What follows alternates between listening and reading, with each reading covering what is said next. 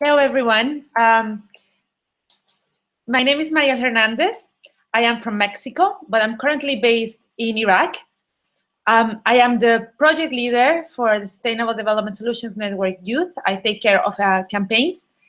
And I'm really happy to be able to be here today in this webinar. So just to give you a bit of context, the Sustainable Development Solutions Network started in 2012 when the UN Secretary General, Ban Ki-moon, launched the SDSN to mobilize global scientific and technological expertise to promote problem solving for sustainable development, including the design and implementation of the Sustainable Development Goals. In June 2015, SDSNYouth was created, and our mission is empowering young people to champion solutions for sustainable development. Within those SDGs, we have goal 11, which is about cities.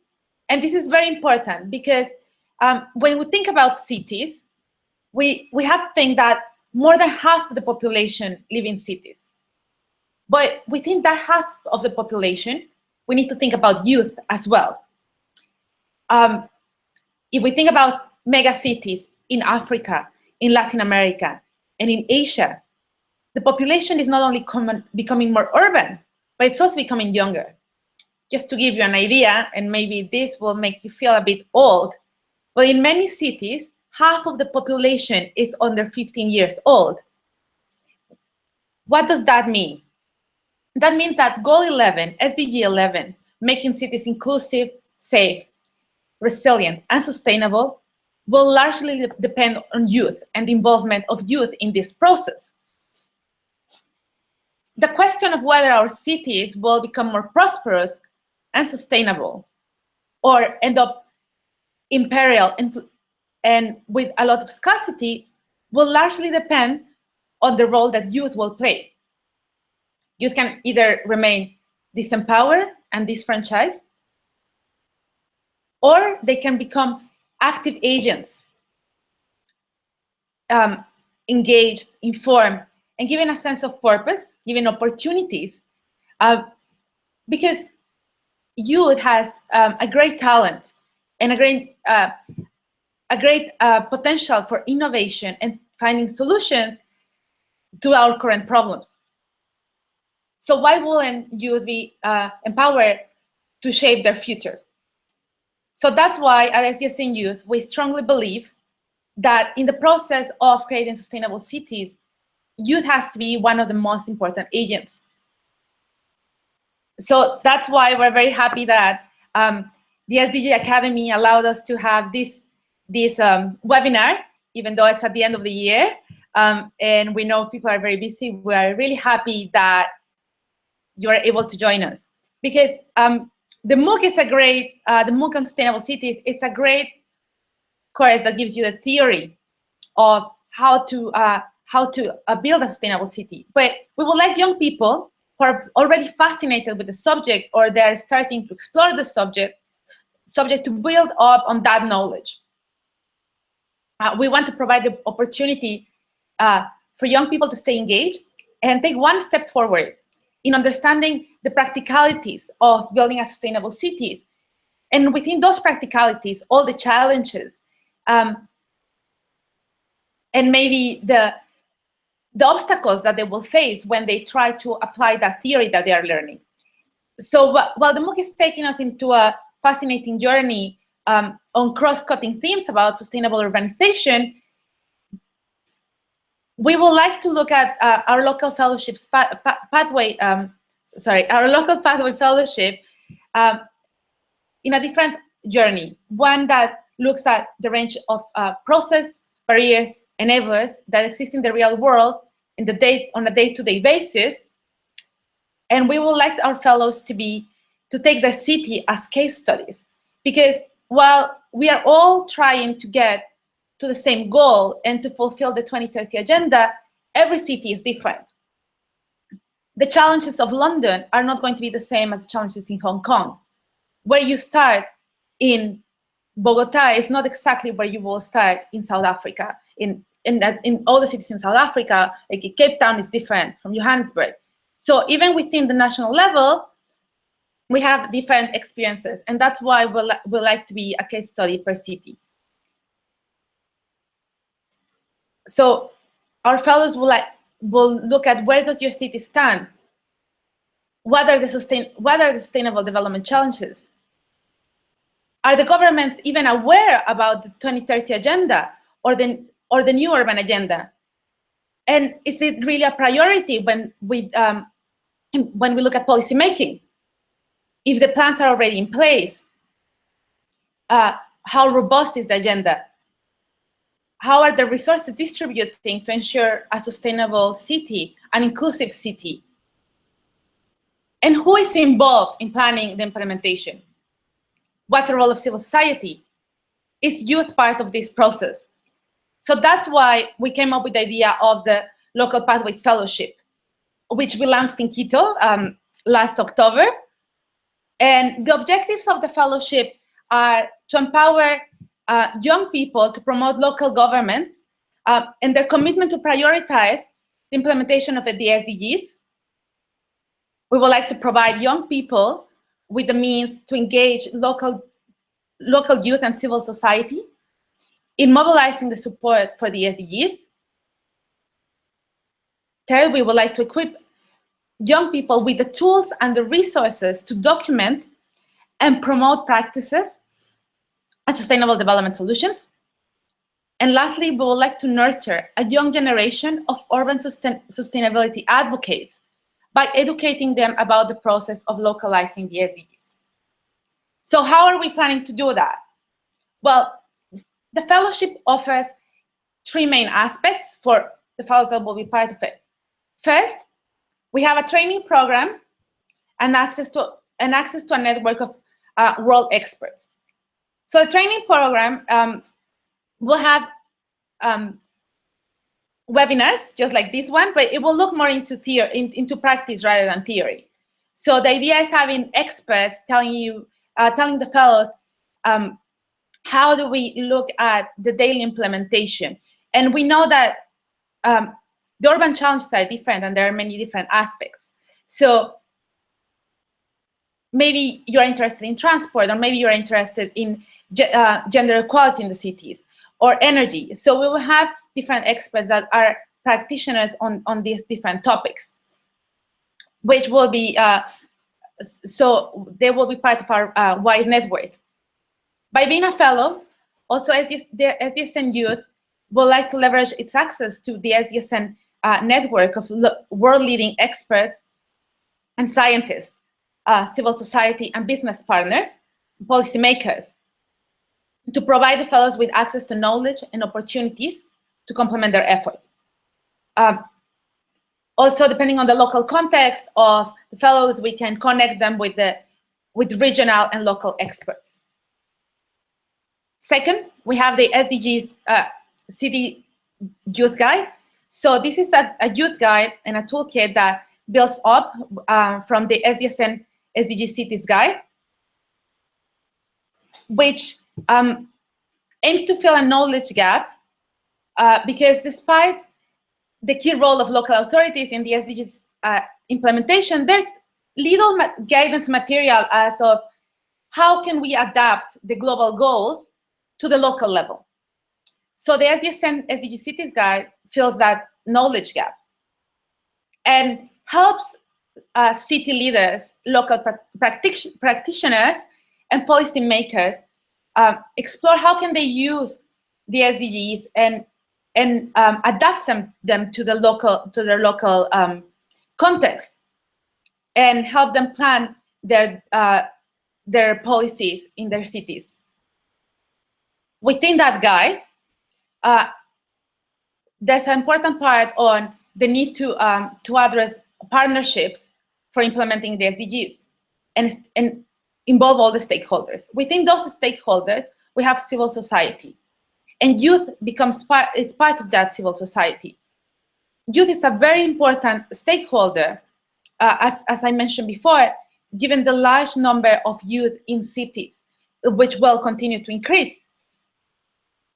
But how can youth engage on a daily basis on that? There's little guidance and practical guidance on that. So that's why we have developed the youth guide and the youth for this to answer this question. So the youth guide will put into context the role of young people and how can they use their activism and advocacy and engagement efforts to contribute to knowledge sharing among cities, documenting their experiences and perspectives on sustainable development in their local communities. In a way, all these efforts can also help to hold local governments accountable to their promise to improve the lives of their urban population. As we know, it's very hard for politicians who depend on elections to create long-term policies. But young people who have an interest in ensuring that those policies are sustainable for their cities and they look at the long-term consequences have a great power on making sure that these policies are accountable. I'm sorry, that governments are accountable for these policies. In a way, young people are critical to maintain the SDGs alive, and not just as a commitment, but on a daily as part of a daily reflection on how the policy-making process works. We can do that by raising awareness, by educating other fellows about sustainable urban development, mobilizing a critical mass of public, and making SDG a priority for urban communities. And lastly, the third element of the fellowship is the network. The network that this fellowship will provide is, I think, one of the most important parts, because as you know, we can probably look at it in the MOOC. If we have a network of people who are interested in the same, in achieving the same goal, like-minded urban young leaders can share their experiences in a platform of knowledge about urban sustainability. That way we can exchange ideas and bring them together into sharing the best practices and case studies that work. I think this goes beyond sharing a video or reading about experience, but actually having conversations amongst ourselves between London and Calcutta, between Mexico City and Paris, Melbourne and Nairobi. This network of youth advocates can make a difference at the global level by changing their local environments. So just to conclude, I would like to emphasize the importance of looking at the challenges that we have at the urban level, not as something that seems so great that a young person can't change, but a collaborative effort can make a difference. So I encourage you to apply for the Local Pathways Fellowship project that SDSNYouth is launching its first cohort in 2017. The deadline is in January 31st. So, and I'm happy to answer any questions that you will have. You can also tweet your questions to our Twitter handle, SDSNYouth. Thank you. So we have our first question from Prakul. After getting selected for Local Pathways Fellowship, what exactly will be the day-to-day tasks for us, and how this fellowship is going to help us with that is demand for what are the demands for a year's commitment? So to explain that, after being selected, you will be expected to participate in the webinars and online lectures organized by SDSNYouth. I want to emphasize that the fellowship is not a full-time fellowship, so you can dedicate the time or organize your schedule so you can fulfill the commitments while you are studying or maybe while you're working. So part of the fellowship, what it has is a case study of your city, and you have to craft your action plan for your city and outline it. And in this action plan, you will this will change depending on every fellow, as it's a different context for everyone. So you will have an action plan depending on your locality. Not everyone starts in the same way. For example, there are cities that the SDGs are already in place in policymaking. There are others that people don't even know about the SDGs. So maybe the plan is awareness, and you will plan a way to make an awareness or like create a sensibilization campaign regarding the SDGs. So your deliverable will be that case study that we will support through the webinars and through our conversations. I have another question here. I want to know why the cutoff age is 30. Is this absolutely strict? So we want young people to be part of this. The cutoff age is 30 because that's the definition we take of youth from the UN. But there are many other ways that you can support the fellowship and you can get involved in that. We encourage you to write us an email, but this is usually, we try to ensure that it's young people in this definition that are part of the project. Another question that says, the local context of youth and young people varies. For example, in Africa, the youth age is up to 35. How does the cut of age of 30 apply for African youth? So as I just mentioned, we try to make that as a general cut for every region of the world, so it's 30 years. But if you would like to support the youth fellows and you are an expert, you can do it. And you can do it through mentorship, support their initiatives or their project, or support their events. So there's other ways you can engage with the fellows. The idea of the fellowship is also that for young people who are currently in their studies, or they are probably young professionals, this will give them a platform to build up towards their professional or academic career. But there's other ways to engage.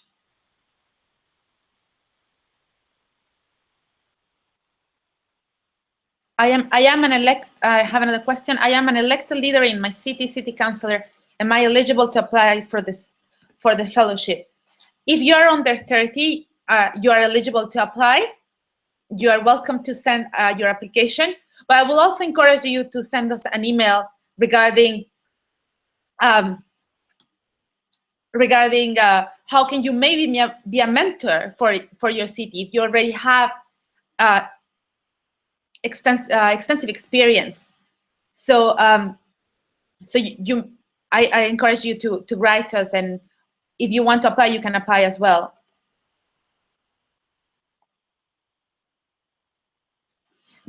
So we have another question. When is the application due? So we extended the deadline, and now you can apply until January 31st.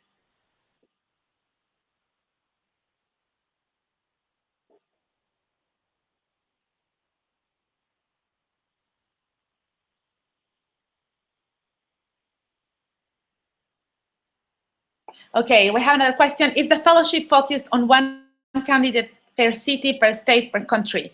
So this one as well, because we know that this is, we have a lot of candidates, very interesting candidates from different regions. So the idea for the first cohort, it will be one fellow per city. We are trying our best to ensure regional representation and gender equality, but that diversity is part of our mandate. So we will decide depending on our applications, but it will be 1 fellow per city.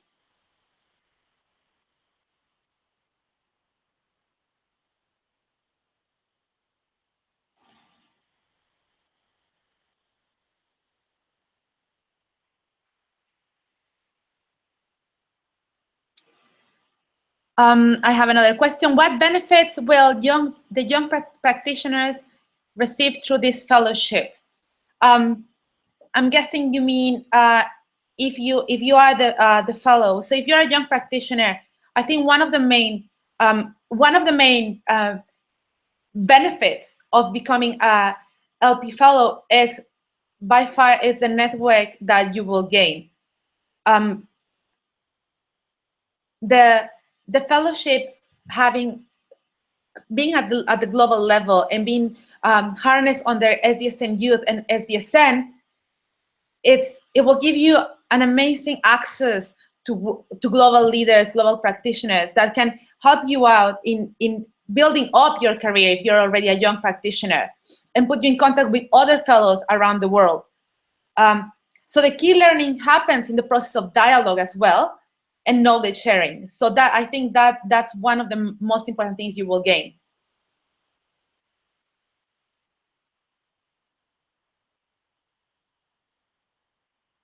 Have another question. From the MOOC reading materials, I realized that few cities in Africa are regarded seriously.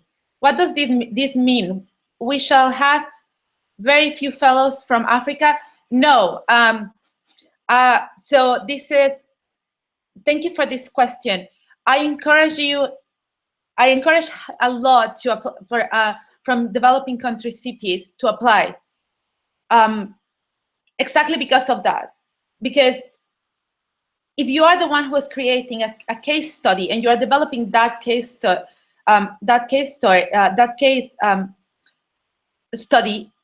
that means that your case study can be presented in international fora, so you can bring light to what's happening to your city. So no, I definitely encourage you to apply. It doesn't.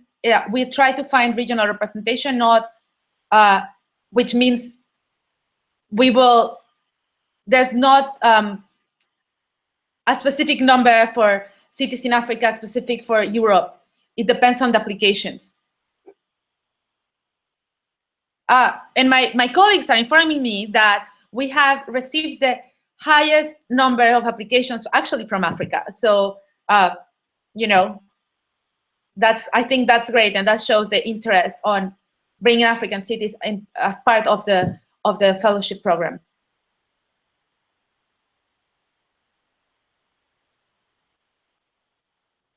Question from Delhi.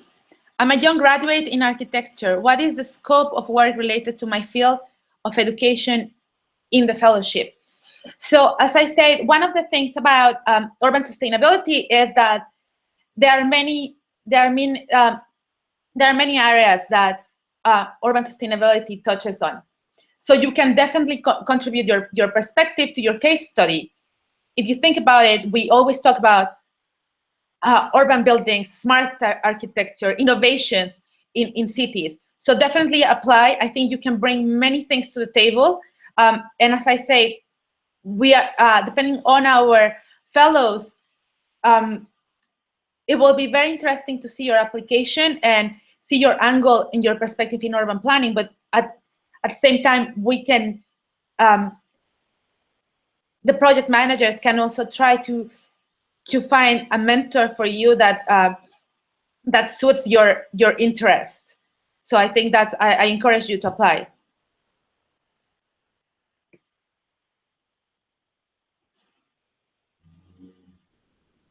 Another question, if a candidate applied for a city and got selected, and later in the year she had to travel due to a job or studies, will it be possible to maintain the task required? We will have to look that on case by case, but we want if it's a permanent relocation, it will be impossible to maintain the the task required. We require the candidate to stay in their city for the year that they're doing the fellowship. But if you're going away for a small period of time, then we can talk about it, yes.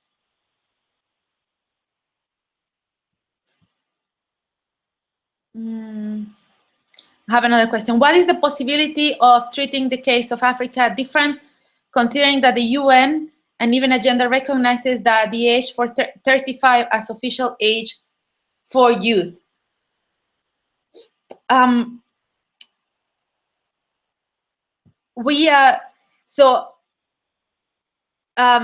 This is part of our SDSN youth mandate. But again, I encourage you to write to us, and we can look into other ways that you can engage with the fellowship. Again, maybe as a mentor, maybe supporting events of the fellows.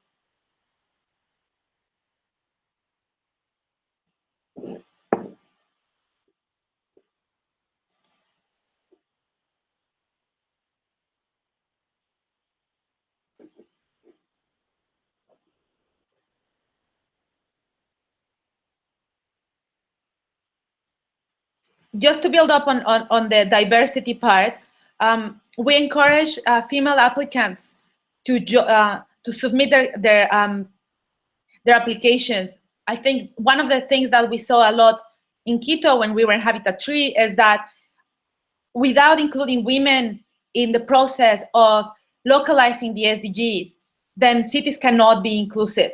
So for that, we really encourage female candidates to put forward their applications so we can actually achieve their representation. Same thing, we look at applications for both big and small cities, because all cities matter. We don't want to, we want to achieve that diversity. And because the challenges for a mega cities are not exactly the same from a small city, and those cases are important as well.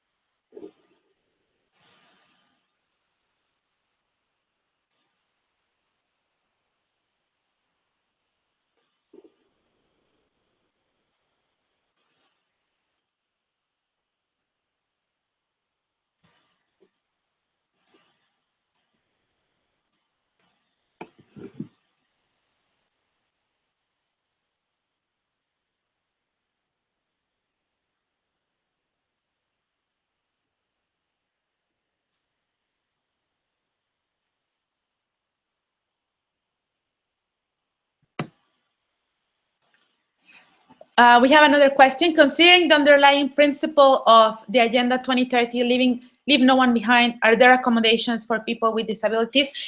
Yes, we will try our best to accommodate anyone with a disability. Again, I encourage you to contact us directly, and we can see that case by case. But again, we're trying to be as inclusive as they can, and we are eager to respond to your question in a case-by-case basis to accommodate anyone with a disability. We have another question from Twitter. My colleagues are informing me. How many years of previous experience do I need to be able to apply for Local Pathways Fellowship? So for the Local Pathways Fellowship, you need to, the most important thing is that you showed your interest in sustainability. We know that many fellows might be students who are or recent graduates. So again, we will look at every application carefully and see the most important part is the interest and the commitment. And obviously, if there's experience that can be brought to the table, it's very important as well. All the criteria and information is in our website. I encourage you to visit the website as localpathways.org. So, and you can write us as well. We're happy to respond to any other questions.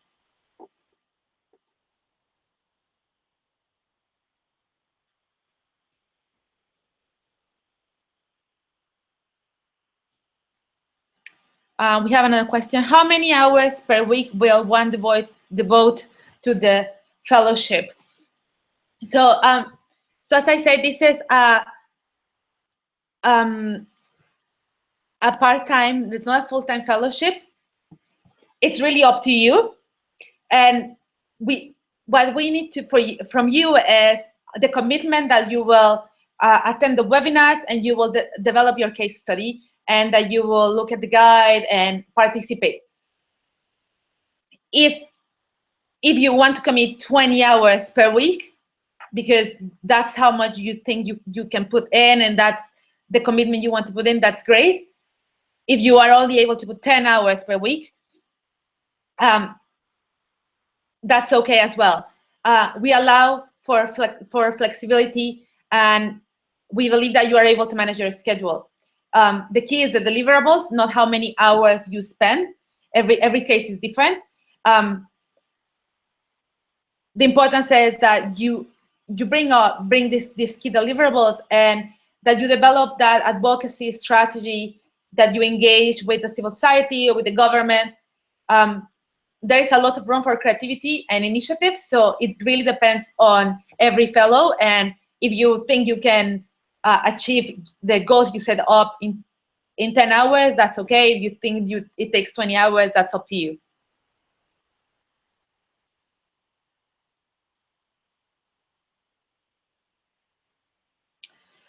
Ropa asks, tourism has been positioned on the SD agenda.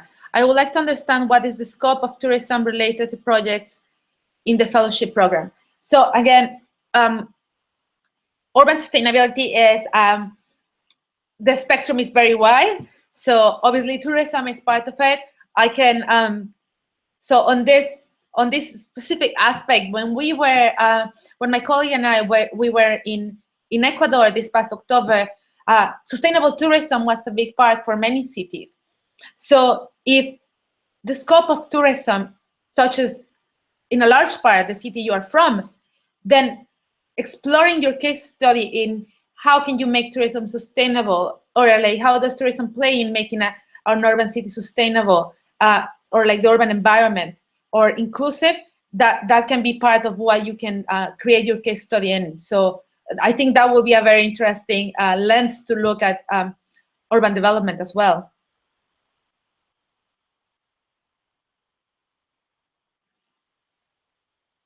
So next question is, what do you expect of a local pathway fellow by the end of the fellowship period? So what we expect is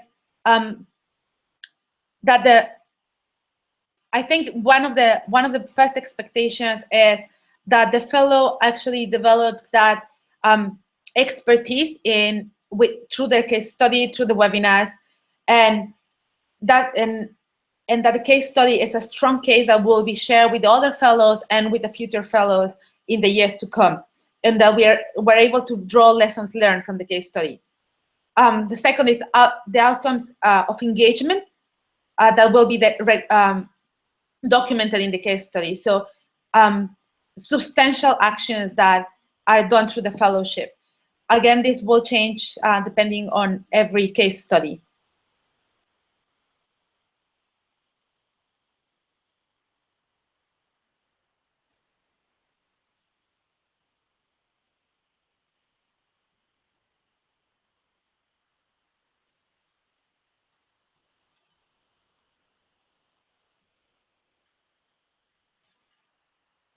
Also, just to give you an idea, if the case study is very successful and the experiences shared by the fellow are very interesting, the outcomes of engagement are outstanding.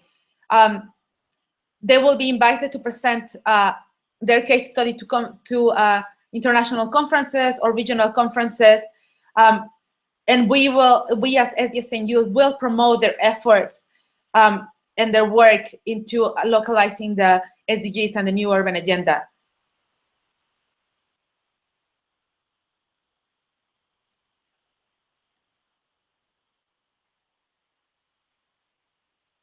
Has this fellowship been offered previously? No, this will be the first year, the first cohort. We launched it recently in Quito during the Habitat 3 conference. So this will be the first year.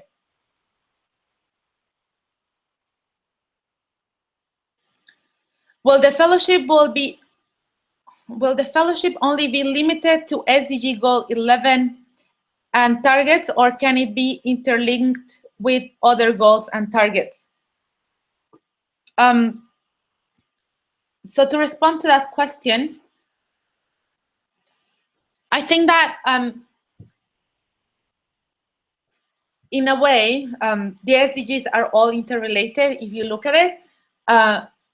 When we look at cities and we think about, for example, making cities more inclusive, we look also at the goal in gender equality. When we look at cities being more sustainable, we look at climate, we look at energy. So they are interlinked with other goals and targets.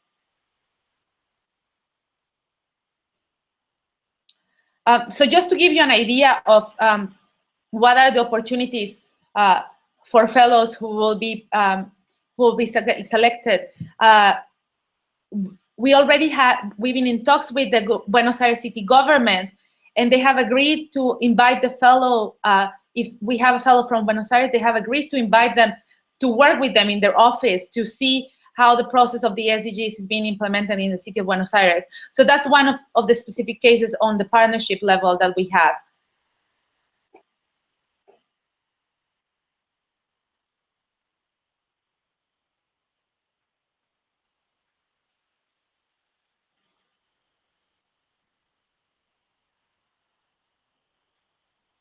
Is it true that the aim of the fellowship will be to cover larger cities? So as in India, the maximum applicants will be from Delhi, and whereas many cities will be no applicant. No. So we want to be inclusive. So no, the idea is not that we will only choose representatives of mega cities. So if we have cities, for example, if we look at India, right? If we look at the country, the challenges from Delhi are not the same as Bombay or as Bangalore. We invite applicants from everywhere in the country to try and become a fellow, and it's on an application by application criteria. It doesn't mean that necessarily if we have 7 applications from India, only the Delhi ones will be selected. No.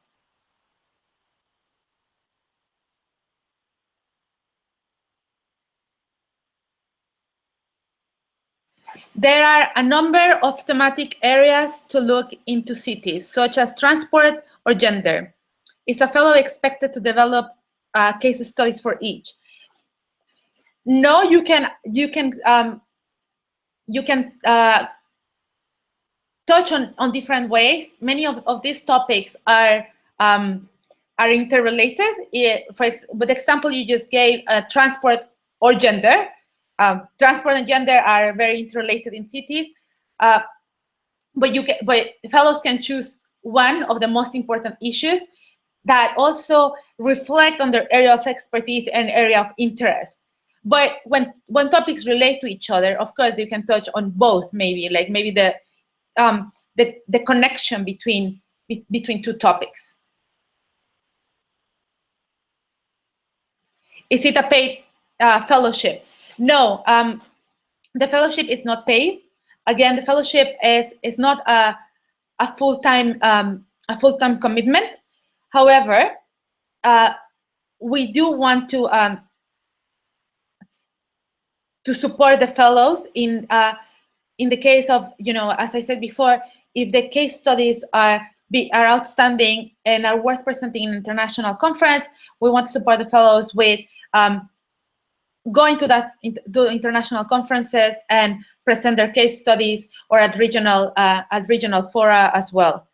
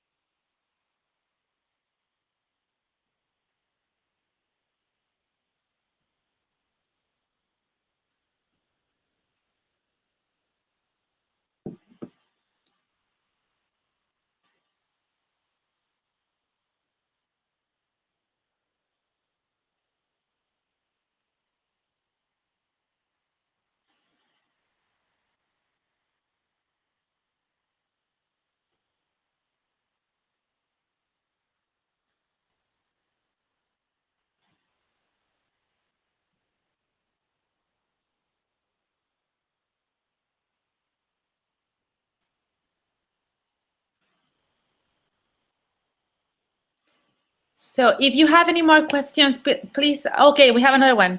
Will you accept the application which are integrated with our current work and jobs?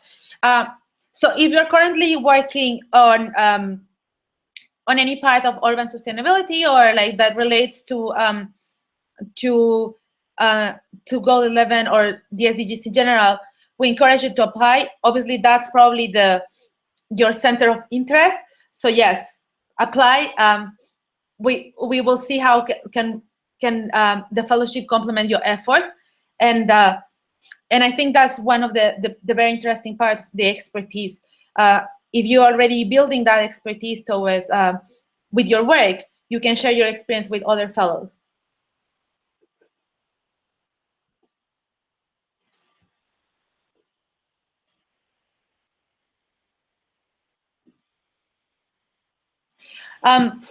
So if there are no more questions at the moment, we are available to respond to any questions.